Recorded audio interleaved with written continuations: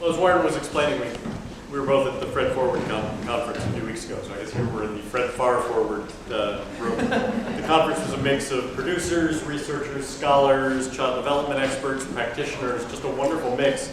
And Warren challenged me to come here and talk about what Fred would have thought about app-based devices, what he would have liked about it, but also what he would have cautioned. Warren went around interviewing all these people who had come to the Fred Forward conference about what they saw as the educational potential, the child-friendly potential of all these devices. And so what I was able to do was really just take the words that he had gathered from all the experts there and Fred's own words. Now it's kind of scary, the idea of channeling Fred Rogers, because he's so iconic in child development and children's media, but I will try, and I want you to pay much more attention to the words that are going to be on the screen than to anything that I'm saying, because the words on the screen are primarily Fred's, and I'm just doing a little interpretation.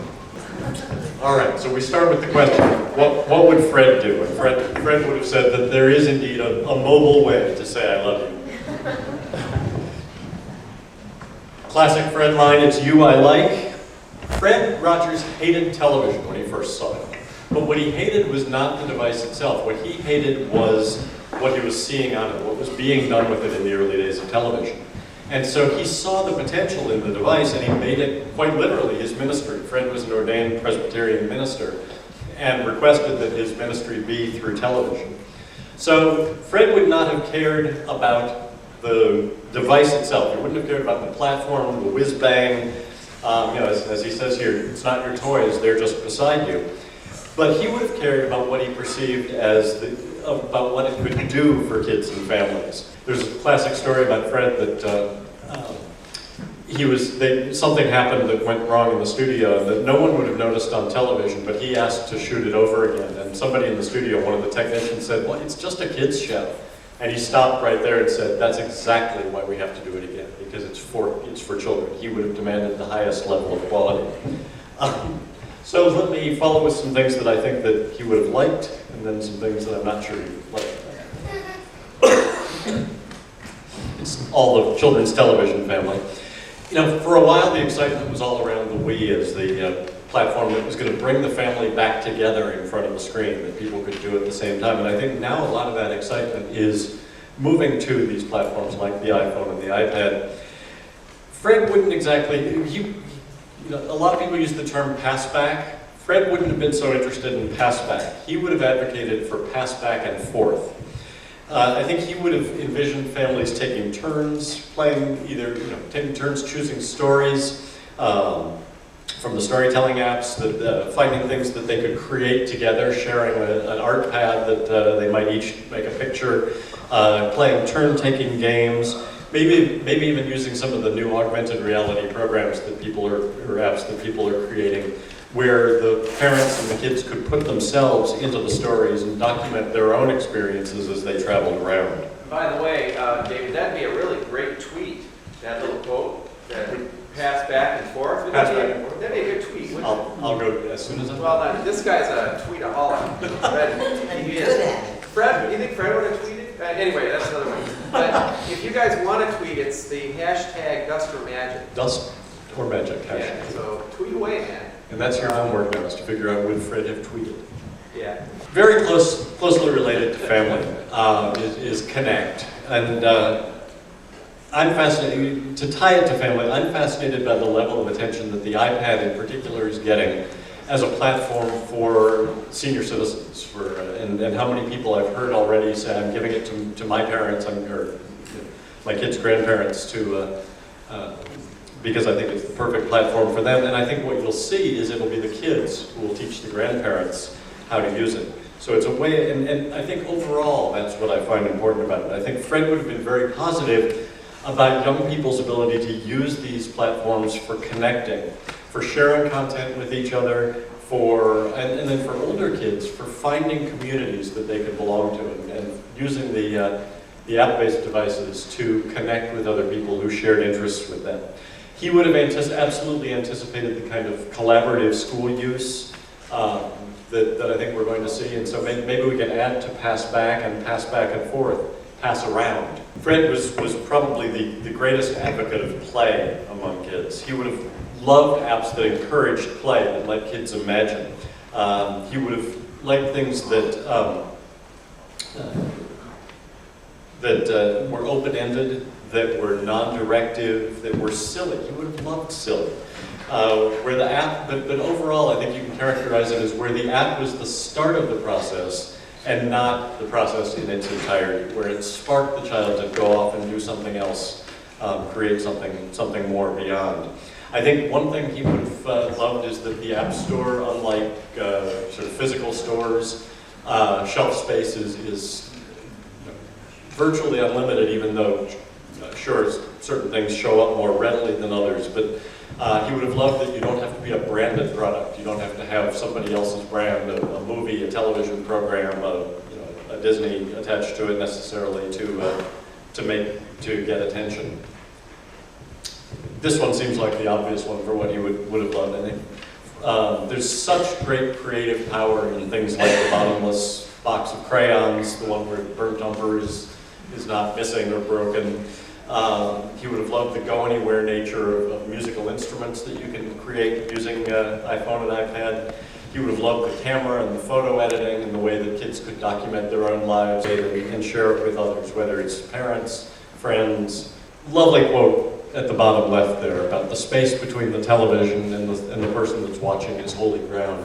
I think this idea of the last 18 inches, what happens in the space between the screen and the mind of the child is absolutely at the center of everything that we're doing here in the next couple days.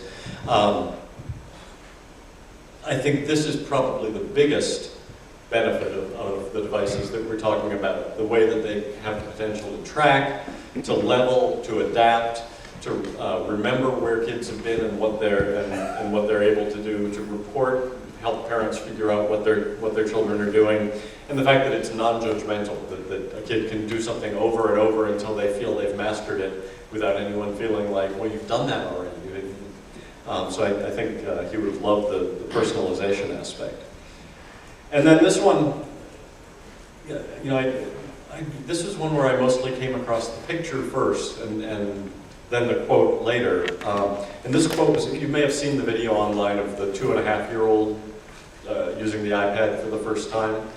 And one of the comments following that video was this woman who was talking about what an important platform it was going to be for her brother who had physical challenges, and it was something that he would be able to do.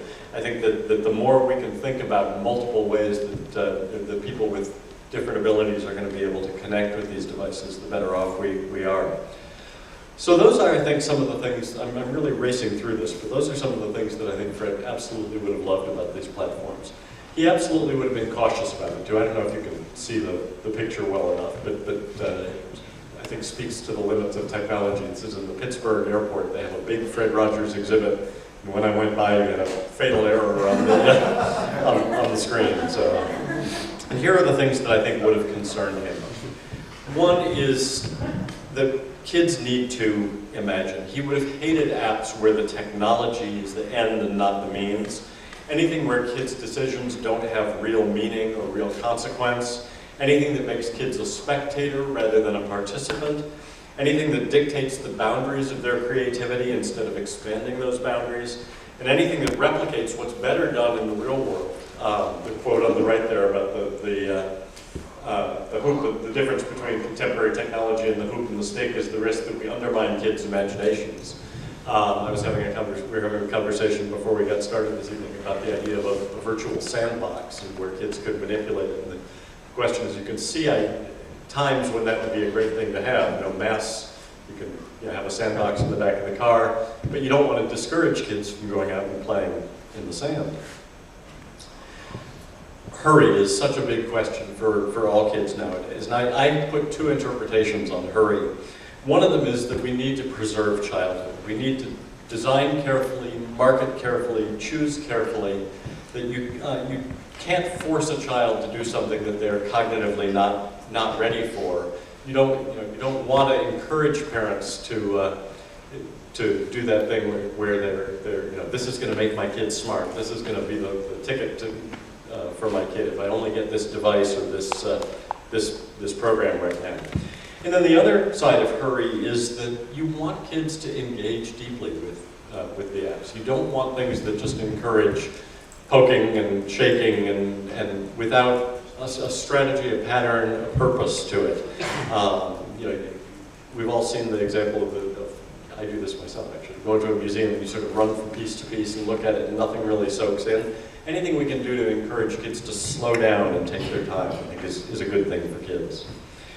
Overload, with what Carolyn was saying, 180,000 apps right now, huge numbers of those being for kids. I think it's very tempting to think that more is better, and especially for parents to think that.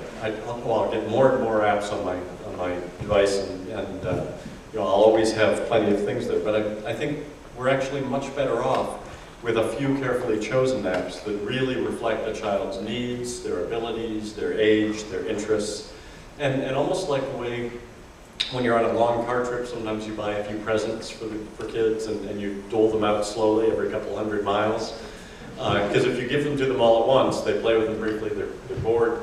If you dole them out every once in a while, then there's something new, something fun to pick up.